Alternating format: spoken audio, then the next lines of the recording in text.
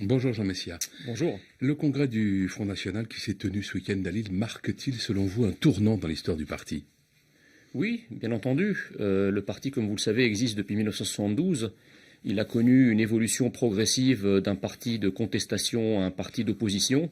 Et effectivement, ce congrès vise à le propulser comme parti de gouvernement véritablement. Donc effectivement, c'est une charnière dans l'histoire du mouvement très importante. Qu'est-ce qu'il y a de nouveau dans ce qu'a dit Marine Le Pen au cours du congrès?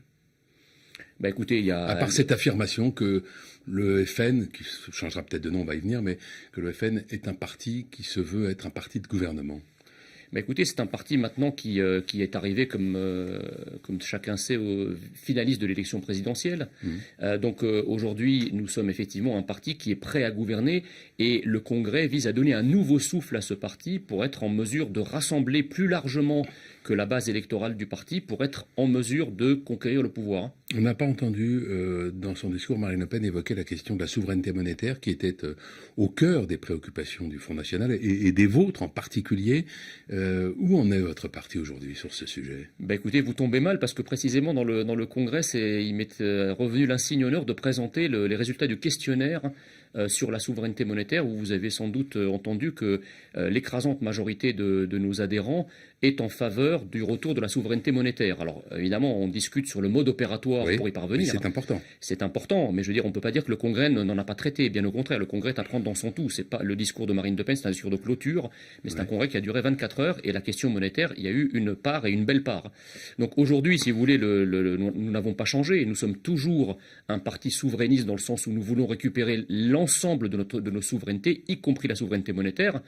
Bien entendu, nous tenons compte du message qui a été envoyé par les électeurs au cours de la séquence électorale de 2017. Et il est bien évident qu'une souveraineté qui aujourd'hui nous échappe totalement, qui est la souveraineté monétaire, ça sera aussi celle qui sera la plus longue et la plus complexe à récupérer. Ce n'est pas le cas de la souveraineté budgétaire, par exemple, où il y a encore une part de national et qui, du coup, peut être récupérée beaucoup plus facilement. On ne peut pas récupérer la souveraineté monétaire sans quitter l'Union européenne. C'est pas si sûr, vous savez. Alors, votre raisonnement est toute chose égale par ailleurs, c'est-à-dire que ça prend en compte les circonstances politiques et l'environnement politique d'aujourd'hui. Rien ne garantit, si vous voulez, que dans 5 ans, les choses seront telles qu'elles sont aujourd'hui. On voit bien que les majorités politiques changent à travers l'Europe. Il y a un nouveau monde qui se met en place. Il y a le souffle de l'histoire qui est parti des États-Unis, qui a touché la Grande-Bretagne avec le Brexit et qui vient se rajouter à d'autres pays, l'Inde, la Chine, la Russie. Donc aujourd'hui, si vous voulez, nous sommes dans une phase de transition. Et le monde en devenir n'est pas complètement stabilisé. Nous avons un nouveau modèle politique qui s'installe partout.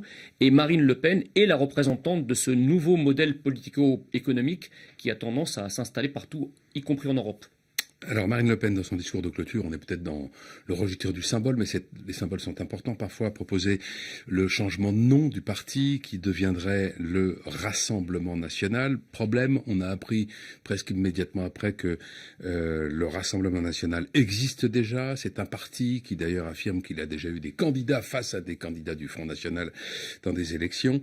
C'est un parti gaulliste et il affirme qu'il n'a aucune intention de céder son nom. C'est un peu embêtant ça tout de même. Écoutez, moi j'ai un petit peu regardé le pédigré de la personne qui détient cet intitulé. Il me semble être un petit peu un chasseur de noms de domaine, puisque c'est aussi quelqu'un qui a par exemple pérempté le RPR, parce que l'UMP n'avait pas eu la prudence de le protéger.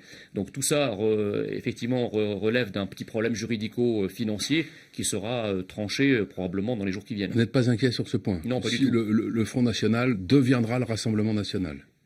Écoutez, j'en sais rien. Pour l'instant, c'est soumis au vote des militants et des adhérents. Donc, si les militants le veulent, ça se fera. Vous pensez que la question de... Oui. Enfin, l'intendant suivra, comme on dit. Oui. Ce nouveau nom, c'est quoi? C'est une façon de tourner définitivement la page de l'ère Jean-Marie Le Pen? Alors, de l'ère Jean-Marie Le Pen, je ne sais pas ce que ça veut dire, l'ère de Jean-Marie Le Pen. Ce qui est clair, c'est que le nom Rassemblement National, on a gardé le mot national, qui nous semble être quand même l'ADN de notre mouvement. Nous restons un mouvement national, un mouvement patriote, attaché à la fois à la souveraineté, mais également à l'identité de la France. Ce sont les deux murs porteurs de notre mouvement depuis 40 ans. Et effectivement, le mot front, qui avait une connotation un petit peu dure, un petit peu, je dirais, militaire, même dans certains aspects, qui peut-être était conforme à une certaine époque, à une certaine période de l'histoire du mouvement, aujourd'hui ne semble plus être pertinente lorsque on veut s'ouvrir à d'autres mouvements politiques, on veut s'ouvrir aux alliances pour être en mesure de gouverner. Donc je pense que le mot rassemblement est très juste. D'ailleurs, si jamais le nom était accepté, vous serez obligé non plus de m'appeler le frontiste Jean Messia, mais le rassembleur Jean Messia. Donc ça embattra beaucoup de monde. Quand vous entendez Thierry Mariani, membre des Républicains, appeler à un rapprochement avec le Front National, vous avez l'impression qu'il s'agit des prémices de ce rassemblement justement que Marine Le Pen appelle de ses voeux? Tout à fait. J'ai utilisé exactement ce même terme hier chez vos confrères. Je pense qu'effectivement, petit à petit, ce genre de main tendue. Je précise au passage que Marine Le Pen a été, même avant le Congrès et avant le changement de nom, était la première à proposer, à tendre la main, notamment à Laurent Wauquiez et à d'autres. Donc effectivement, ce Congrès va permettre de clarifier à la fois notre ligne stratégique, va permettre de couronner le processus de refondation que Marine Le Pen a entamé en 2011 pour permettre d'aller de l'avant et de multiplier effectivement ce genre d'initiative. Donc il faut regarder les choses dans leur dynamique et non pas s'arrêter au niveau statique qui ne veut pas dire grand-chose. Alors le Congrès a été un peu terni hier par la diffusion d'une vidéo. En fait, il s'agit du numéro 2 du Front National de la Jeunesse, qui a été suspendu d'ailleurs à titre conservatoire après la diffusion de cette vidéo dans laquelle il semble tenir des propos racistes. Gilbert Collard est très en colère. Il se demande, je le cite, comment on peut être aussi con. Il dit que Marine Le Pen est également très fâchée. On a l'impression, Jean Messia, qu'il y aura toujours finalement au Front National ou au Rassemblement National des militants, des sympathisants, voire des cadres qui sont imprégnés d'une espèce de racisme profond.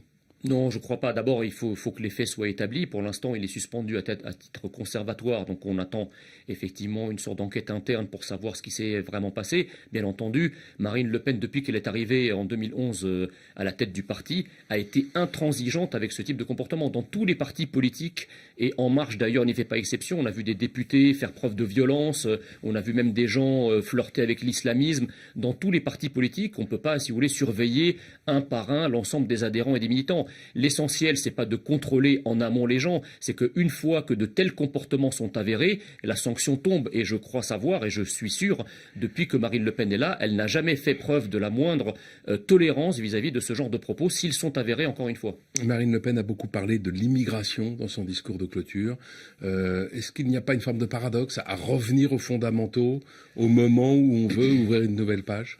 Non, mais écoutez, si vous écoutez le discours de clôture dans son ensemble, elle a quand même consacré la part belle à tout un large spectre de sujets. Par exemple, la marchandisation du monde, elle a parlé d'écologie, elle a parlé de plein de choses. C'est vrai, mais elle a beaucoup parlé de l'immigration aussi. Oui, mais elle parle de l'immigration, c'est évident. C'est quand même un sujet qui est prégnant, à la fois juridiquement, financièrement, culturellement. C'est un sujet qui, je dirais, qui fait le quotidien de dizaines de millions de nos concitoyens qui pèsent sur le débat national, sur la perception des gens. C'est pas possible de pas en parler. C'est quand même un sujet fondamental qui touche beaucoup de Français. Donc elle doit évidemment, en tant que responsable politique, parler de ça, mais elle ne parle pas que de ça. Le spectre était assez large, encore une fois, et elle a abordé tous les sujets comme un responsable de parti de gouvernement doit le faire. Merci Jean Messia. Je vous en prie. Bonne journée. Merci, pareillement.